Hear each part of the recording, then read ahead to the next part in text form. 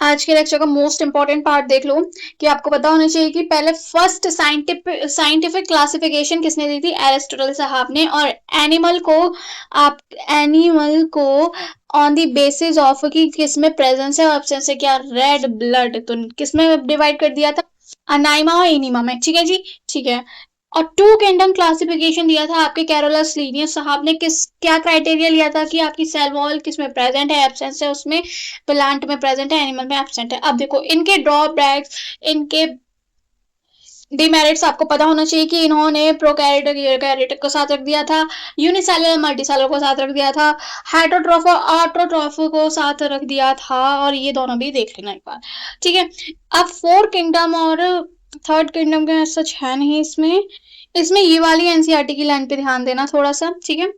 और आपको इस थ्री और फोर्थ किंगडम से आपको पता चलता है कि आपका प्रोटेस्टा पहले आया था, देन बाद में आपका मोनेरा आया था, ठीक है।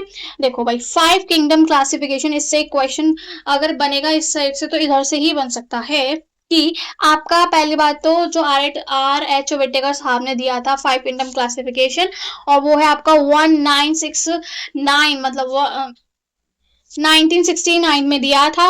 एंड जो क्राइटेरिया उन्होंने लिए हैं एज इट इज याद रखना, cell structure, body organisation, mode of nutrition, reproduction, phylogenetic relationship, ठीक है। और इन्होंने कौन सा किंगडम अपने सिस्टम में इंट्रोड्यूस करा, वो करा था फंगाई, ठीक है जी। अब देखो इधर ये वाली लाइन एनसीईआरटी के according to changing criteria the category of organism can change. अगर हम क्राइटेरिया चेंज कर दे तो ऑर्गेनिज्म की कैटेगरी भी चेंज हो सकती है। इधर ये आपका एग्जांपल है और सबसे अच्छा एग्जांपल ये वाला है, तो इसको देख लेना जरूर से, ठीक है। अब देखो एज इट इज ये वाली टेबल याद कर लेना, ठीक है, एज इट इज। एंड इसमें जो भूल सकते हो, एक तो ये वाला इंपॉर्टेंट है, ये साथ में प्रोटेस्टा में आप ये भूल सकते हो, ये याद ही रहता है ज्यादातर। और ये वाला फंगाई में ये चीज भूल सकते हो क्योंकि इधर ना लूज टिश्यू की वजह से तो याद ही रहेगा, यूनिक है। यूनिक नहीं है मतलब कि अलग से एक बात कही, लूज टिश्यू, तो फंगाई में ये चीज याद रखना। एंड इसका, ठीक है, मोड ऑफ न्यूट्रिशन, इसमें आपको ये टिश्यू एंड ऑर्गन, प्लांटे में टिश्यू एंड ऑर्गन भूल सकते हो, और बाकी बस नहीं तो आपको एज इट इज ही याद रखना है, ठीक है। आज के लिए थैंक यू।